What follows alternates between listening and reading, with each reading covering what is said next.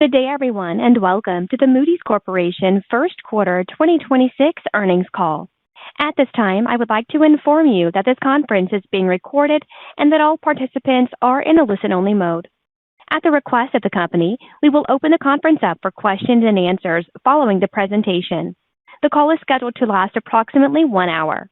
I will now turn the call over to Shivani Kak, Head of Investor Relations. Please go ahead. Hello, and thank you for joining us today. I'm Shivani Kak, Head of Investor Relations at Moody. This morning, we reported our first quarter 2026 results. The press release and today's presentation are posted at ir.moodys.com.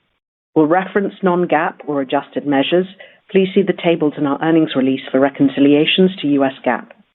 Today's remarks may include forward-looking statements under the Private Securities Litigation Reform Act of 1995. Please see the safe harbor language in our earnings release and the risk factors and MD&A in our most recent Form 10-K and other SEC filings, available on our website and the SEC's website. These factors could cause actual results to differ materially from those expressed or implied. Members of the media may be listening in a listen-only mode. With that, I'll turn it over to Rob. Hey, everybody, and thanks for joining us. Q1 was a strong start to the year, despite a volatile geopolitical backdrop. Moody's again delivered sustained revenue growth across both businesses and powerful operating leverage as we continue to capitalize on the deep currents driving demand for our ratings and solutions. Now, there are three takeaways for the first quarter. First, we delivered strong financial performance. Both MIS and MA grew revenues by 8%, and disciplined cost management drove 150 basis points of adjusted operating margin to 53.2%. Together, this contributed to adjusted diluted EPS of $4.33, and that was up 13%. We returned $1.7 billion through buybacks and dividends in the quarter, and we increased full-year buyback guidance by $500 million to approximately $2.5 billion. Second, demand remains healthy across both businesses. In ratings, issuance continues to reflect long-term funding needs tied to infrastructure, technology, private credit, and energy transition, even as volatility may affect timing. In analytics, engagement is strongest in our largest, most strategic relationships, which continue to grow materially faster than the broader MA base.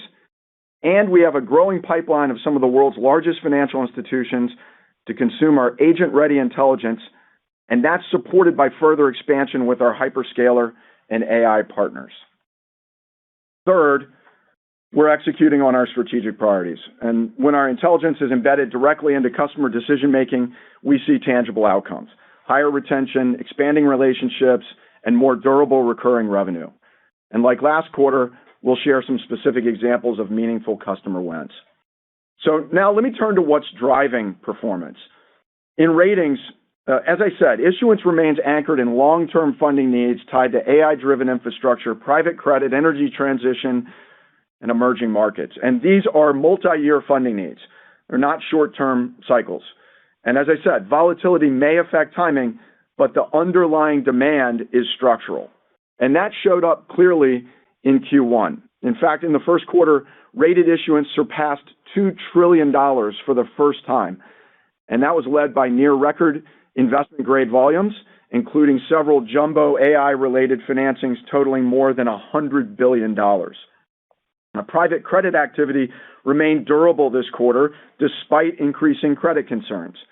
As private markets scale and come under greater scrutiny, demand for our independent credit assessment continues to increase. And that dynamic contributed to private credit-related revenue in ratings growing more than 80% year over year. In Moody's Analytics, we're embedding our intelligence into mission-critical workflows, particularly lending, underwriting, and compliance, where accuracy and auditability and trust are essential. And to support that shift, we're expanding how and where customers access Moody's intelligence. In fact, over the last several weeks, we announced a set of partnerships that significantly extend our distribution without compromising governance or independence. And through model context protocol integrations, Moody's licensed intelligence can now be accessed directly within enterprise AI environments, such as ChatGPT Enterprise and Claude. And this allows customers to bring trusted Moody's content into their own AI workflows rather than relying on generic or unverified data. With Anthropic, for licensed users, our agentic credit and compliance workflows are now available natively inside the Claude interface through something called an MCP application. And that's the first of its kind as far as we're aware. And it enables users to access Moody's agents to perform analysis, generate outputs, and trace sources without leaving the Claude environment. And by making our agentic solutions available through the AWS Marketplace, we're meeting customers inside their existing cloud and procurement ecosystems, reducing friction by allowing customers to burn down their AWS commit when consuming Moody's agents and intelligence. And Moody's is scaling workflow embedded distribution by launching a dedicated Moody's agent in Microsoft 365 Copilot and making Moody's intelligence available as a grounding data source across Copilot experiences. That's Copilot Chat, Researcher, Copilot, and Excel. And this brings trusted decision-grade context directly into everyday Microsoft tools, extending access beyond specialist teams and enabling faster, more consistent, explainable, and auditable decisions. And importantly, these are bring-your-own-license models. They expand reach and usage, but preserve our direct relationship with our customer. And all of this sets up what I'm going to turn to next, which is how customers are using these capabilities today and how that's translating into growth and differentiation across analytics and ratings. So I'll start with lending and credit decisioning. And our AI-enabled lending suite continues to gain traction as banks modernize end-to-end credit workflows. ARR for our lending suite grew 18% year over year. It was driven by customers upgrading to an integrated platform that spans origination, decisioning, and monitoring. And what's driving adoption is workflow integration and AI enablement.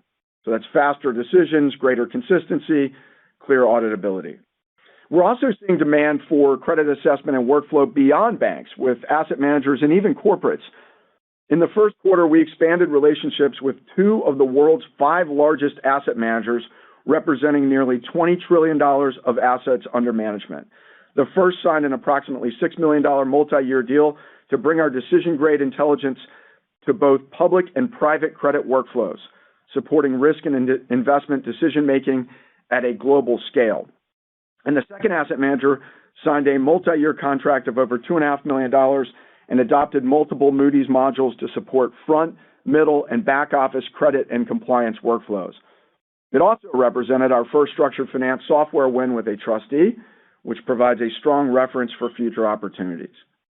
And in the corporate space, a global athleisure brand tripled its relationship with us and signed a multi-year contract for an automated credit decisioning solution that accelerates decisions from days to minutes.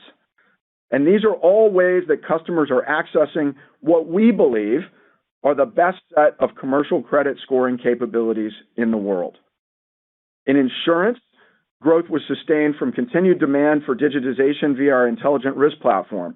That included adoption by one of the top 3 reinsurers in the world in the first quarter, as well as adoption of our high-definition models. In fact, IRP cross-selling and upselling accounted for almost half of our insurance net growth in the first quarter. And net growth was also supported by our trailing 12-month retention rate of 97%, which reflects how embedded we are in customers' workflows as what they call their primary view of risk. In KYC and compliance, growth continues to be driven by scale, complexity, and regulatory expectations. And I've talked before how these needs go beyond regulated financial institutions. And a good example is our first Moody's for Compliance customer. In the first quarter, a global real estate firm spanning approximately 275,000 sites, operating in more than 80 countries, selected our enterprise-wide solution for counterparty screening and monitoring, covering millions of entities annually. And we replaced a fragmented region-specific approach with a single governed platform integrating ownership, sanctions, politically exposed people, and adverse media, representing both a competitive displacement and a meaningful expansion of our relationship. And finally, let me turn to ratings and digital finance. And as capital markets evolve, we're extending the same rigor and governance and independence that define our ratings franchise into new asset classes and new forms of market infrastructure. In fact, during the first quarter, we were the first rating agency to publish a methodology for stablecoins, and that's an asset class that's expected to reach north of $2 trillion by 2030. And I'm excited to share that we already have a number of deals in the pipeline. We were also the first rating agency with blockchain agnostic capabilities to ingest data and publish ratings directly on chain. We're now live on the Canton network, making Moody's the first rating agency operating a node in the privacy-enabled blockchain ecosystem. And during the quarter, we were the first rating agency to rate an innovative inaugural Bitcoin-backed bond where repayment is secured by Bitcoin collateral. So these are not pilots or proofs of concept. They represent and reflect real customer demand for trusted, comparable risk assessment as finance evolves, whether assets are traditional or digital. And taken together, this is what differentiates Moody's. Across analytics and ratings, we're embedding decision-grade intelligence directly into the workflows and decisions that matter most, driving durable growth today and reinforcing the long-term strength of the franchise. Now, finally, before I close, I want to highlight an important leadership milestone, and I am absolutely thrilled that Christina Kosmowski will become Moody's Analytics CEO in June.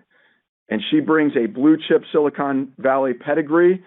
She's been a pioneer in customer success and brings a track record of delivering high growth at scale. And her leadership materially strengthens our ability to accelerate execution in an increasingly AI-driven world. And I'm very excited about having her join us in June. I also want to thank Andy Frepp for stepping up to serve as the interim president and for his steady and effective leadership. And Andy's had a fantastic career with us for almost 15 years. He is deeply respected across Moody's. And in a brief period of time, he provided some real focus and business direction, and he's ensured continuity and momentum during a critical period. And we are tremendously grateful for his leadership and continued support through the transition. And with that, I'll turn it over to Noémie to walk through the financials in more detail. Thanks, Rob, and hello, everyone. Q1 represents a solid start to the year, and echoing Rob, our performance reflects disciplined execution across both of our businesses. Let me start with Moody's Analytics. Our Q1 results show we're delivering against the framework we've discussed over the last several quarters: durable recurring growth, strong retention, and margin expansion, while we reshape the portfolio. MA revenue increased 8% in the first quarter as reported, or 6% on an organic constant currency basis, reflecting healthy underlying demand across our core franchises. Recurring revenue grew 11% as reported, or 7% on an organic constant currency basis, and represented 98% of total MA revenue, underscoring the shift towards renewable, subscription-based solutions. As expected, transactional revenue declined materially, down 54% year over year, reflecting both the learning divestiture and our deliberate focus on scalable, recurring revenue streams.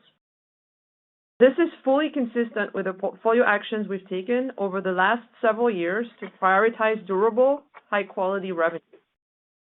ARR remains the clearest indicator of underlying demand and of the health of our future revenue base, while reported revenue can move quarter to quarter due to timing effects and portfolio actions. ARR ended Q1 at $3.6 billion, up 8% year over year. Decision Solutions continues to be a key growth engine for MA, representing approximately 44% of total MA ARR and delivering 10% ARR growth. KYC grew 13%, driven by deeper penetration within existing banking customers and expansion beyond financial services. Our new Moody's for Compliance offering officially launched in April, and we have already seen success in pre-launch activity, as Rob highlighted earlier. We are building pipeline with April renewals as the first cohort of upgrades, and we expect this revenue to build progressively through the year.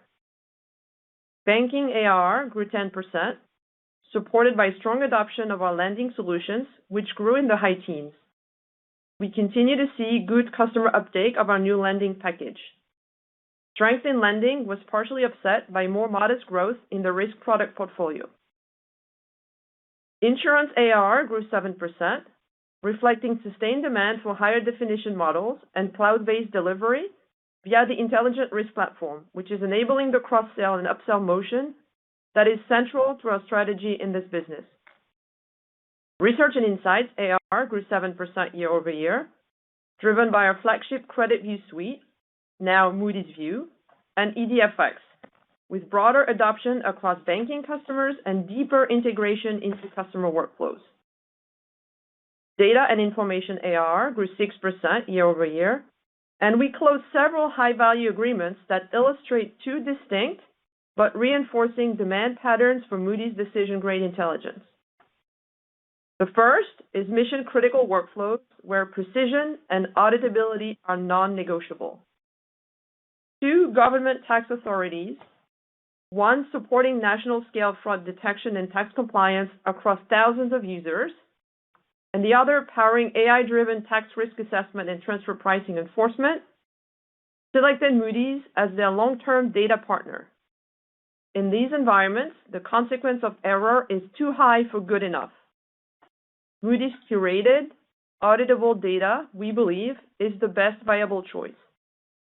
The same dynamic plays out in financial services. A leading specialty insurer embedded our private company data and proprietary risk signals directly into its real-time surety underwriting workflows, replacing manual processes with automated point-of-decision analytics. The second pattern is front office and investment intelligence, where our data drives commercial advantage.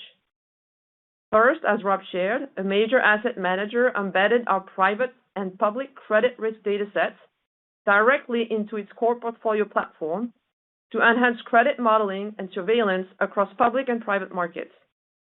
Second, a leading global professional services firm expanded access to our real-time information and research intelligence across thousands of consultants to sharpen customer advisory and business development workflows. Together, these wins reinforce that Moody's decision-grade intelligence is becoming foundational infrastructure across both the risk and growth agenda of our customers and across public institutions, financial services, and global enterprises. Quarterly retention improved to 96%. That's up 200 basis points year over year, as the outsized government and ESG-related churn we saw in Q1 2025 has now lapped. On a trailing 12-month basis, retention was 95%, improving 1 percentage point versus Q4 25, and within our historical range, evidence that our solutions remain mission-critical as customers modernize their workflows, including with AI. Turning to profitability, MA adjusted operating margin was 32.5%, and that's up 250 basis points year over year. We are well on track for full-year margin of 34% to 35%, and our mid to high 30s target by the end of 2027. This expansion reflects the impact of prior restructuring actions, disciplined cost management, as well as a thoughtful reallocation of resources, which enables us to fund priorities without increasing costs. As we look ahead, margins are expected to continue improving as efficiency initiatives scale, including usage of AI-enabled tools that lower unit costs in product development and tighter alignment of sales capacity to our highest growth opportunity, with full benefit building into 2027. These structural changes underpin our confidence in our medium-term margin trajectory. Turning to MIS, we delivered the strongest quarter on record. Rated issuance surpassed $2 trillion in Q1 for the first time, supported by strong primary market activity, relatively tight spreads, increased M&A, and solid investor demand. While investment grade and high yield spreads widened in March by roughly 15% and 30% respectively, they remained well below the levels seen around Liberation Day, and the market stayed open and functional. Transactional revenue grew 8% year over year, outpacing the 6% increase in rated issuance. Recurring revenue grew 9%, supported by growth in our portfolio of monitored credits, new mandates, and pricing. First-time mandates increased 20% year-over-year, an important leading indicator of future recurring revenue. Here is how transactional revenue performed across the major categories. Investment grade was the largest contributor, with revenue up 33% year-over-year. Investment grade revenue within corporate finance was driven by a record first quarter and the second highest quarter ever for issuance, including several jumbo transactions from hyperscalers and other technology issuers. Issuance from the top 5 hyperscalers year-to-date has already exceeded full year 2025 levels. Speculative grade revenue grew 31%, with investor appetite holding up well for most of the quarter despite geopolitical volatility. Now, we're watching this closely as sub-investment grade issuers tend to be more sensitive to issuance windows. Bank loan revenue declined as activity moderated in March following a strong start to the year. M&A-related issuance in Q1 was the highest in a number of years, which we view as an encouraging indicator for the balance of 2026.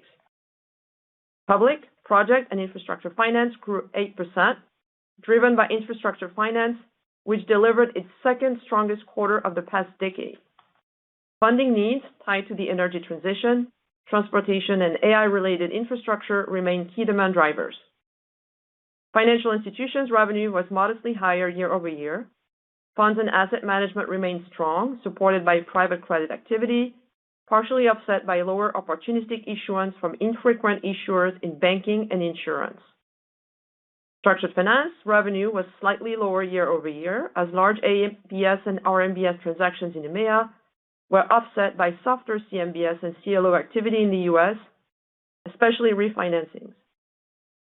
On profitability, MIS delivered an adjusted operating margin of 66.7%, reflecting strong operating leverage, disciplined cost management, and technology investments that are improving analytical productivity.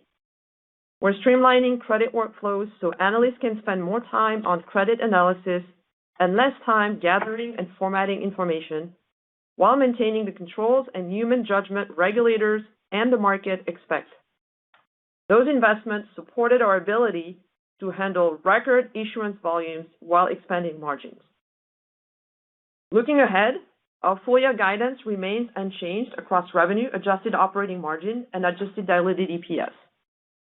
Our base case assumes the current market turbulence is largely contained to April, with issuance recovering through Q2 and Q3 on the back of ongoing refinancing needs, a healthy M&A pipeline, and sustained demand for high-quality investment-grade issuance, including AI-related financing. For the second quarter, we expect MIS revenue growth in the low to mid-teens, with adjusted diluted EPS of approximately $4.15 to $4.30. If volatility persists beyond April, we'd have less confidence in a full recovery in Q2 and Q3, and would expect full-year MIS revenue growth to moderate to the mid-single-digit range, with adjusted diluted EPS trending towards the low end of our guidance range. For MA, we expect to close the sale of our regulatory solutions business on April 30th. We have therefore excluded its contribution from our reported revenue outlook, which moves us towards the lower end of our mid-single-digit MA revenue guidance range. Importantly, this does not change our expectations for ARR or organic constant currency recurring revenue growth, which both remain anchored in the high single-digit % growth range. On MA margins, we expect a modest step-up in Q2 and a more meaningful ramp in the second half, consistent with our typical revenue seasonality. Pulling this together, in terms of MCO revenue guidance, as I shared, we expect to be within the high single-digit % growth range we previously provided. For modeling purposes, taking into account the impact from the MA divestiture, we anticipate growth to be towards the lower end of high single-digit % range for MCO for the full year. Finally, a few housekeeping items to help with your modeling assumptions. Excluding restructuring and other charges, we anticipate Q2 expenses to be broadly in line with Q1, with increases in the second half reflecting typical seasonality. This includes ongoing investments and annual salary increases, partially offset with our continued cost containment initiatives. We expect MCO adjusted operating margins to be above the midpoint of our full-year guidance range for Q2 and Q3, before ticking down in Q4, consistent with MIS revenue seasonality and historical patterns. There is no change to our tax rate guidance for the full year, and we expect Q2 to be in the high end of the full-year range of 23% to 25%. And please note that our revised non-operating income and GAAP EPS guidance reflects the expected gain on the sale of our regulatory solutions business in April, but this doesn't impact adjusted diluted EPS guidance. We again delivered strong cash flow this quarter, with free cash flow of $844 million, up 26% year over year. And given price levels and market dynamics, we were active in the market repurchasing shares in Q1. We returned approximately $1.7 billion to shareholders through a combination of share repurchases and dividends. Given the nearly $1.5 billion of buybacks executed in Q1, we have increased our full-year repurchase guidance by $500 million and now expect approximately $2.5 billion of share buybacks in 2026. We remain on track to return approximately 110% of free cash flow to shareholders by year-end. Importantly, our balance sheet remains strong, providing us with the flexibility to continue investing in growth while maintaining a disciplined and consistent capital return framework. In summary, we delivered another quarter of strong growth and profitability expansion and remain confident in the trajectory of the business. We believe we are well positioned to deliver sustainable growth, margin expansion, and long-term shareholder value. And with that, operator, we'd like to take questions. Thank you. If you would like to ask a question, please dial *1 on your telephone keypad. If you are on a speakerphone, please pick up your handset and make sure your mute function is turned off so that your signal reaches our equipment. We ask that you please limit yourself to one question. The option to rejoin the queue will be unavailable. Again, that is *1 to ask a question. Our first question will come from the line of George Tong with Goldman Sachs. Please go ahead. Hi, thanks. Good morning. You talked about your MCP strategy allowing Moody's data to be accessed through LLMs. Can you discuss how many customers are accessing Moody's data through these channels and what your plans are to monetize MCP distribution? Yeah. Hey, George. Good to have you on the call. I talked a little bit about these, these different partnerships, and so that's enabling integration of our intelligence through MCPs through those surfaces. And then we have customers who are also looking to take the data directly into their own internal AI workflow orchestration platforms at their institution. We have, I would say, a number of large financial institutions who are trialing, I'm going to call this our agent-ready data, through either the MCPs directly into the institution or through one of these channels. And what that does is it allows us the opportunity to kind of up-level the commercial model that we have with these institutions, right? Because if they want to, bring our intelligence in to the corporate investment bank, we need to make sure that, there's an arrangement and a license that allows them to access that content across that entire division, as opposed to in the past, we may have had been serving different use cases in different parts of the bank. So I would say it's in early days, lots of really good engagement, a number now of trials, and we'll be looking to convert those to, obviously to sales, through the balance of the year. The one other thing I'd say is, sometimes it'll also depend on, the kind of institution or what the use case is for some of this. So we may see some of this show up in different segments across MA. Very helpful. Thank you. Our next question will come from the line of Scott Wurtzel with Wolfe Research. Please go ahead. Hey, good morning. Thanks for taking my question. Wondering if you guys can help maybe contextualize how much of the operating leverage in MIS is being driven by these, technology innovations and AI efficiencies. I think just in the context of, maybe some, softer than expected MIS revenue growth in the quarter, it was still, encouraging to see the, 70 basis points of margin expansion. So wondering if you can talk about, how much of that is being driven by AI efficiencies. Thanks. Yeah, so you're right to say that we've been able to deliver on $2 trillion of issuance this quarter and still expand our margins. We've talked a lot about the investments we've made over the past few years on technology, and now technology, workflow automation for all the works and steps that precede the ratings committee, where the analysts actually gather and discuss and make decisions. And the work that precedes that was automated over the past few years. We've enabled them to be more efficient and avoiding repetition in different tasks. As you can imagine, Moody's being a 120 years company, we had some technology infrastructure that needed to be updated. So we've done that over the past few years. And now we're adding AI to those workflows in large parts of our analyst groups to help allow them, in areas like financial statement spreadings, data gathering, all the information, again, that precedes the ratings committee moment, where it's a lot of human in the loops discussing and talking about different industry sectors and what they're observing. So I would say that's what's behind our margin expansion, and we're pretty pleased with that.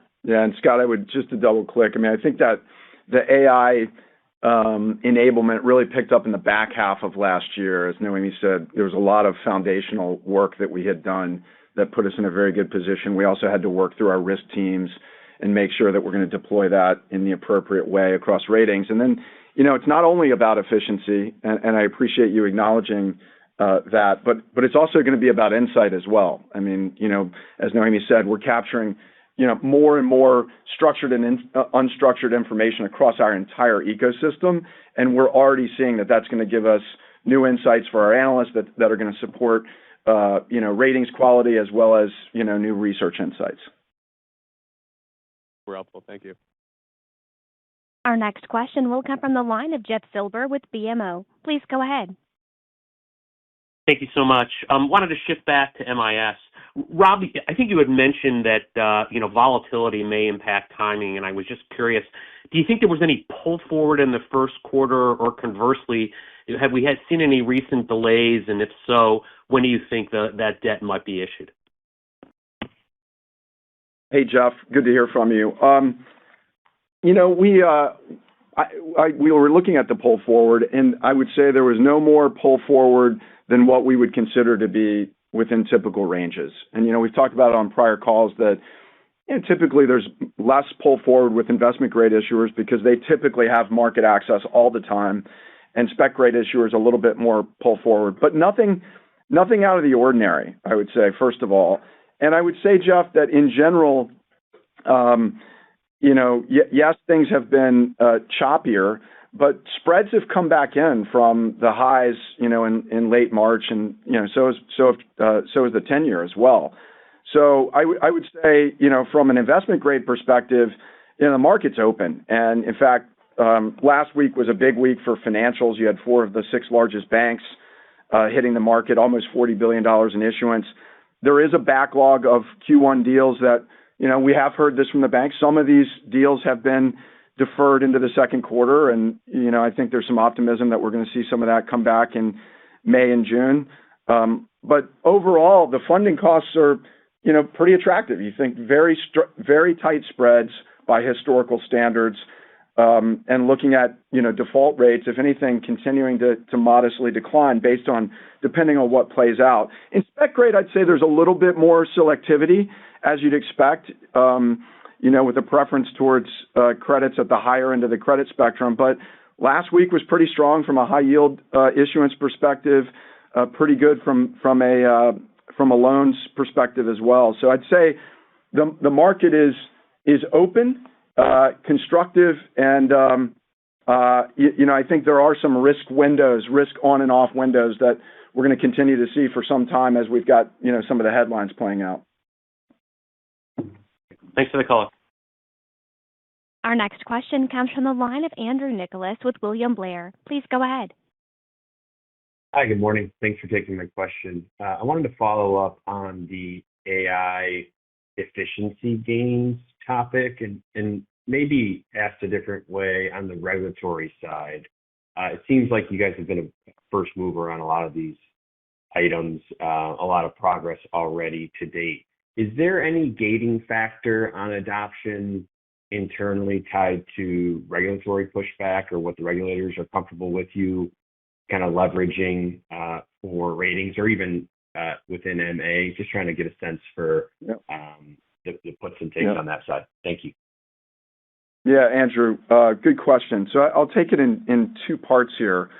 One with ratings, as you'd expect, we have a very active dialogue with our regulators, and they want to understand how we are thinking about deploying and using AI, and they want to make sure that there are a very strong control environment around all of that. There's, I'd say, heightened sensitivity for sure around the use of AI to actually be making decisions, and I think you see that across a number of industries, actually. So a lot of what we're doing is around the rating process and tools to give our analysts more and new insights like I talked about, but we have a very good engagement with our regulators, and I would say they understand and expect that we will be deploying these AI tools and providing them transparency and having a strong control environment. Now, on the analytics side of the business, I would say that, if you think about who we serve, these are we have, several thousand bank customers, something like 1,000 insurance customers. They expect a strong control environment. They expect for us to have strong AI governance and other things, as part of our products. And in fact, some of our customers come in and actually audit, our products and solutions and what we're doing. And so, when we talk about decision-grade intelligence, we always say it's got to be decision-grade, and that means you have to have a strong control environment and auditability and all of those things that our regulated customers expect of us. So that does, I think that, we've seen that it takes a little bit longer for adoption with these big regulated institutions because they've got to satisfy not only their internal environments, but make sure that the third parties that they're working with have the same kind of, controls and governance that their regulators are going to expect of them. Our next question will come from the line of Peter Christensen with Citi. Please go ahead. Good morning. Thanks for taking my questions. Congrats, Rob. Best of luck on next chapter here, and also great to see first mover strategy on digital assets. I had a question about private credit.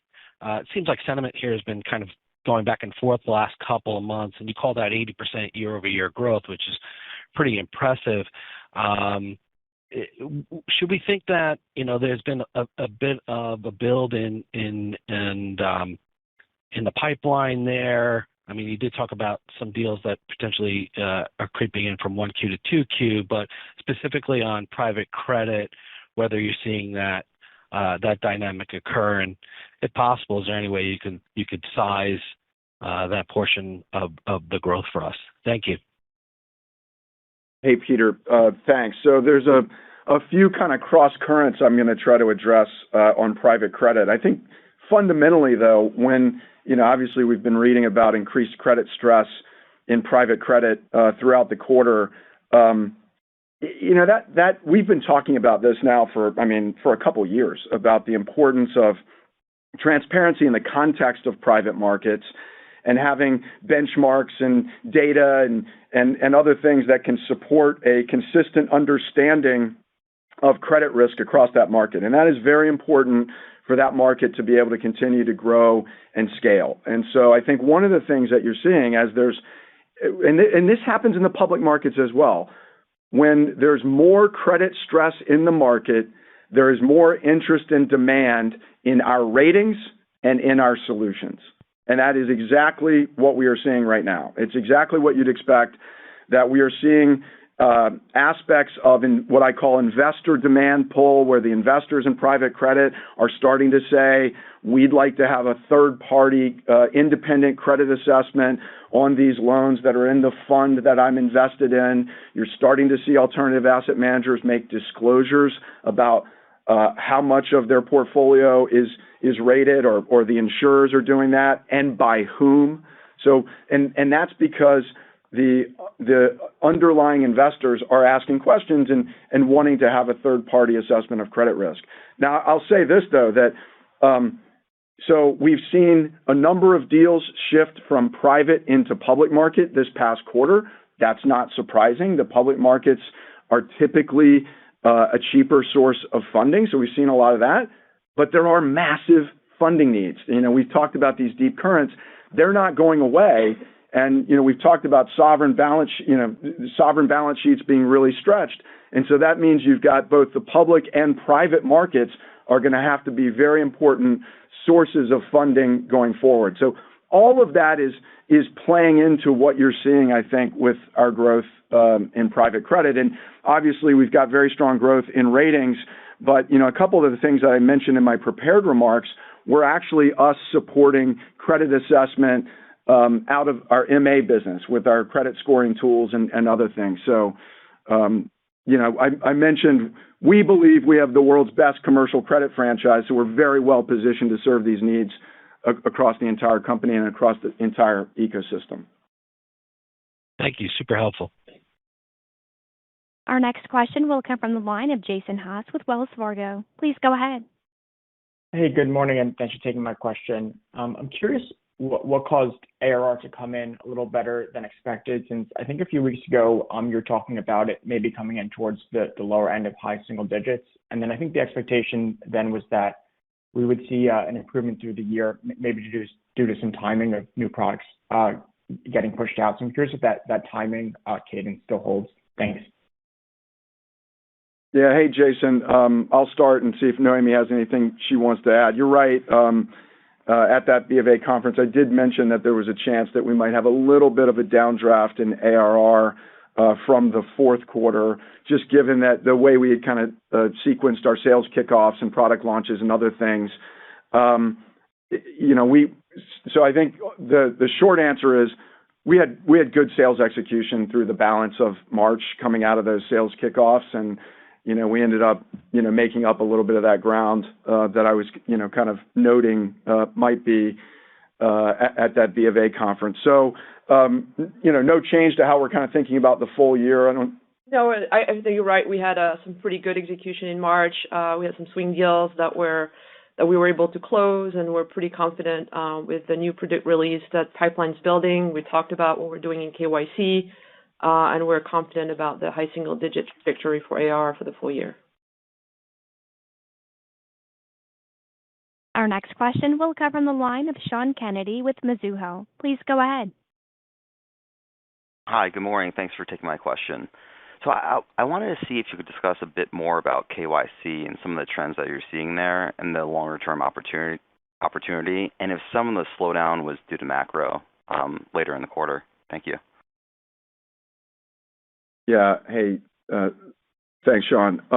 So for KYC, 13% ARR growth. We had a little bit of a tough comp for new business versus the first quarter of last year. We had a couple outsized deals last quarter. Retention improved pretty notably as we lapsed those cancellations that we had last year. Most of that was related to DOGE. I would say, Sean, that we think growth is going to pick back up into the mid-teens through the balance of the year. We've got some new use cases and new product launches. Probably the most important of those is the one that I just mentioned briefly in my prepared remarks, which is what we call Moody's for Compliance. Think of that as a kind of a platform solution that serves non-regulated institutions, corporates, and so on. So we've been building pipeline on that. We expect that to continue through the balance of the year. Most of our growth so far has been from cross-selling to existing banking customers, and we're starting to see that corporate growth pick up. So I think the key message here is that we expect the ARR growth to pick up through the balance of the year into that, kind of mid-teens number. Great. Thank you. Appreciate the color. Our next question comes from the line of Toni Kaplan with Morgan Stanley. Please go ahead. Thanks so much. Rob, I was hoping you could just give us an update on how you're thinking about the hyperscalers and if you've seen a number of them move to the frequent issuer program and whether the economics there are sort of similar to other IG issues. And I guess, has that created sort of a price dilution or a mixed dilution between sort of when we look at the issuance numbers and ratings revenue?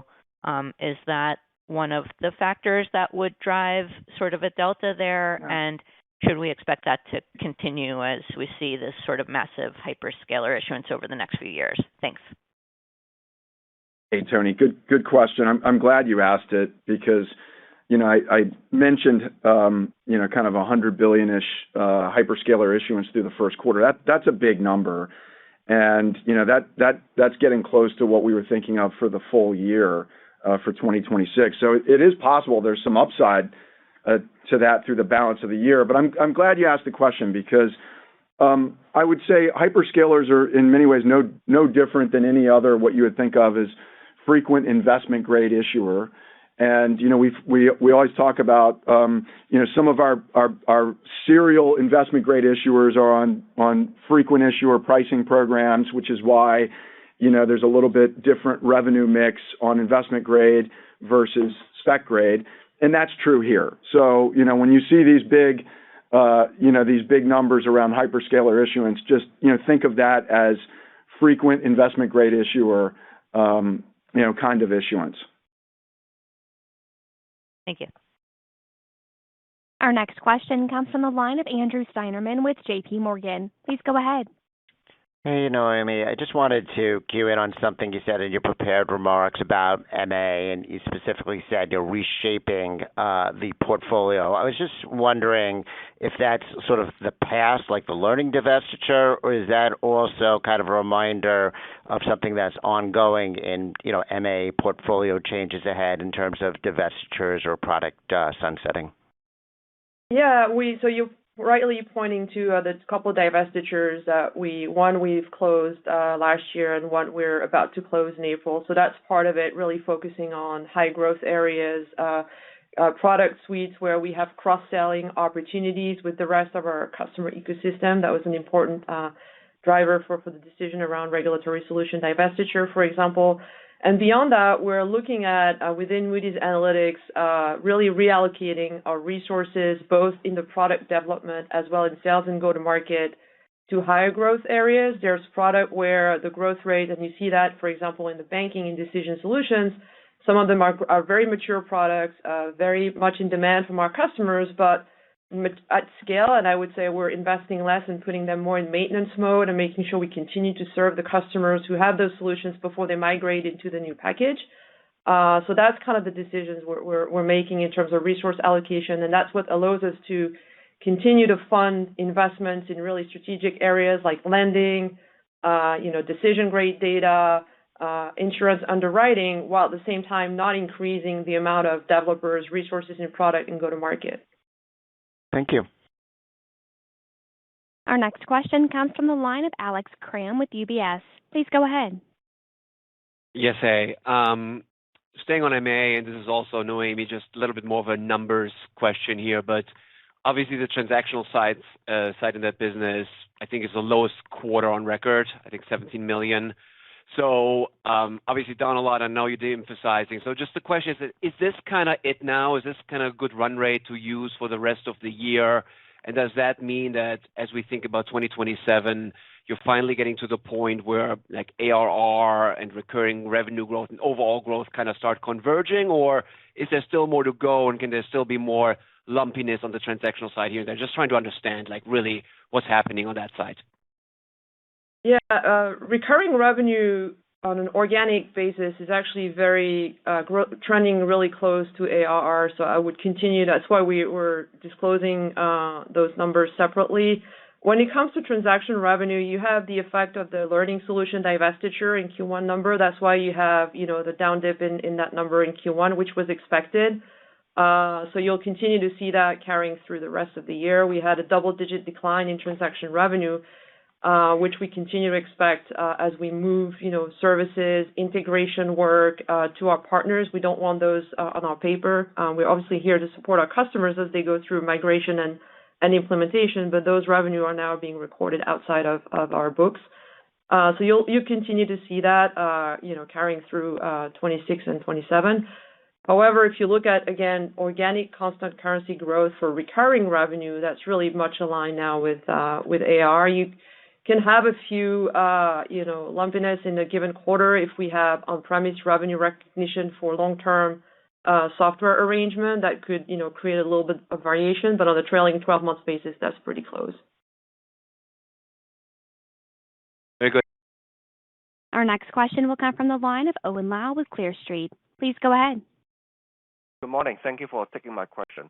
I do want to go back to the organic revenue growth and ARR breach because the organic growth was 6% in the first quarter, ARR was 8%, but you still guide to high single-digit percentage range for organic revenue growth.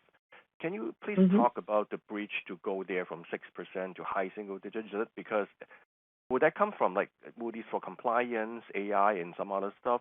More color would be helpful. Thanks. So the guidance for organic constant revenue in the high single-digit range is at the low end of that range. We have, as I said, about a percentage point of headwind from transaction revenue decline. That was down 56%, for example, in Q1. So that's one thing.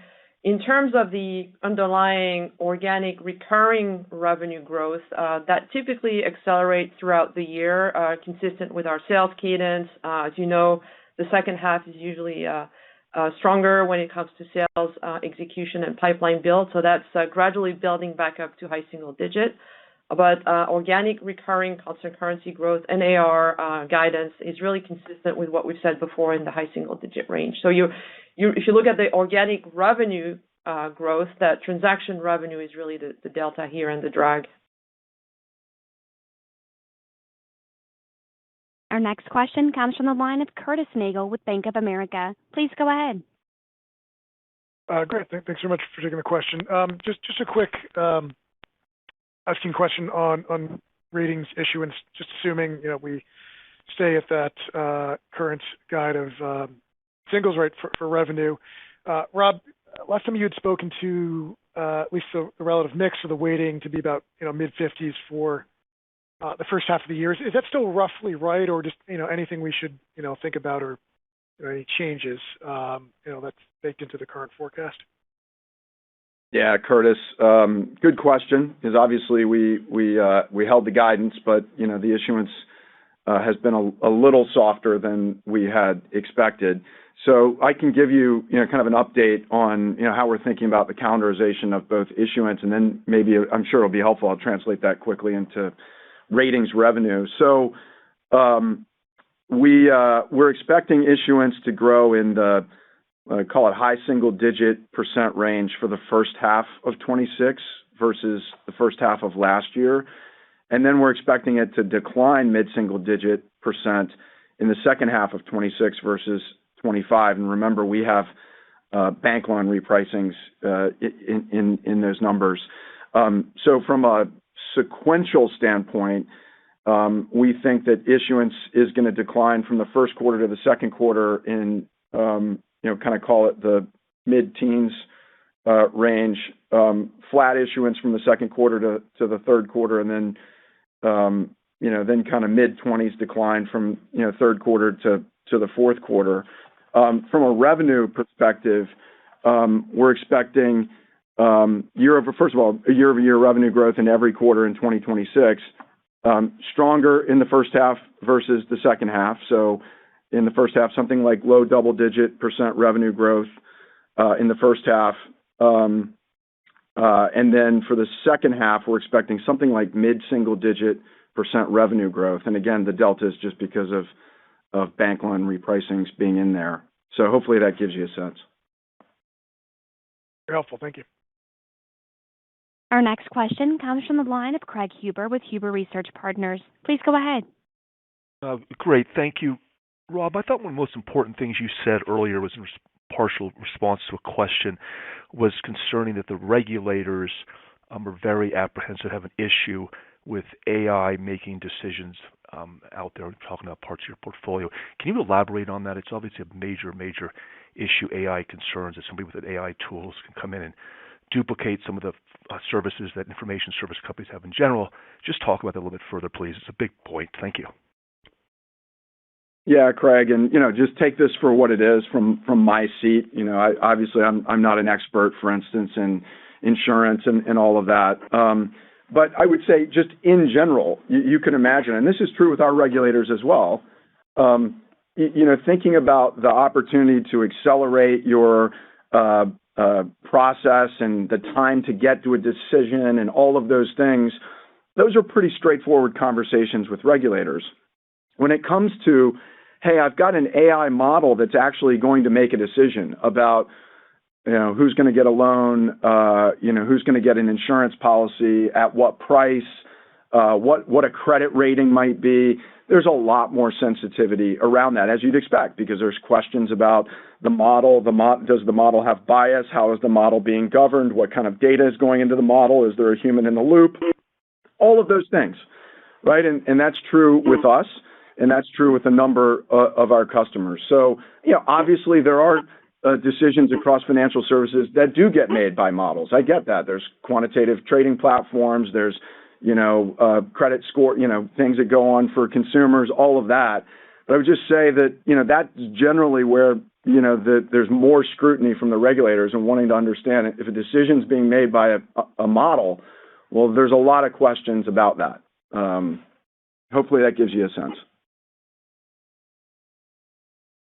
Our final question will come from the line of Shlomo Rosenbaum with Stifel. Please go ahead. Hi, thank you very much. This is a little bit more of a broader question in terms of the guidance, and I know it's a fluid situation geopolitically, but I'm just wondering, how did you incorporate the war in Iran and what's going on and the potential impact to inflation and anything else in terms of the spreads going up and down into the guidance? I know you maintained the guidance, talk a little bit about volatility, but like when you think about it through the year and your decision to keep the guidance there, how are you thinking about it as it goes through both MIS and MA?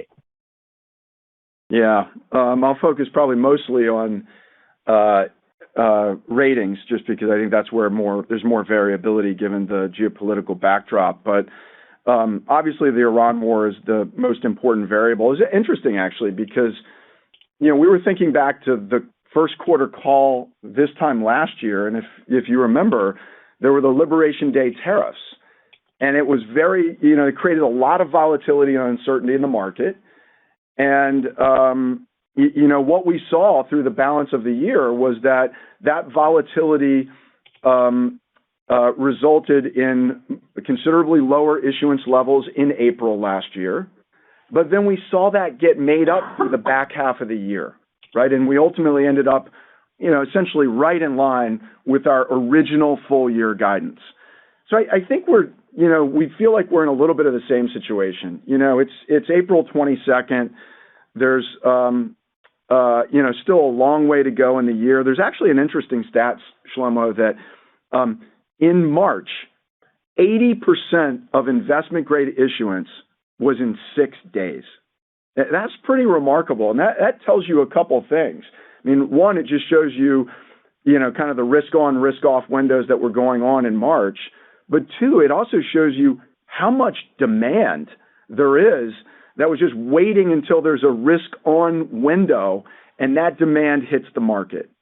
So, it goes back to, all these things about the underlying funding drivers, the demand drivers for raising capital. Those are still there. And so, Noémie talked a little bit about in her prepared remarks that, if we see heightened volatility that goes on into May and we see real softness in the month of May, I think at that point, we're probably going to, Noémie gave you a sense of what that would mean for our guidance. But right from where we sit right now, given the conditions that I talked about, given the underlying drivers, and given the fact we're still in April, we think it's most prudent to hold to our current guidance. And, when we talk to the banks, that's the same thing we hear from them as well.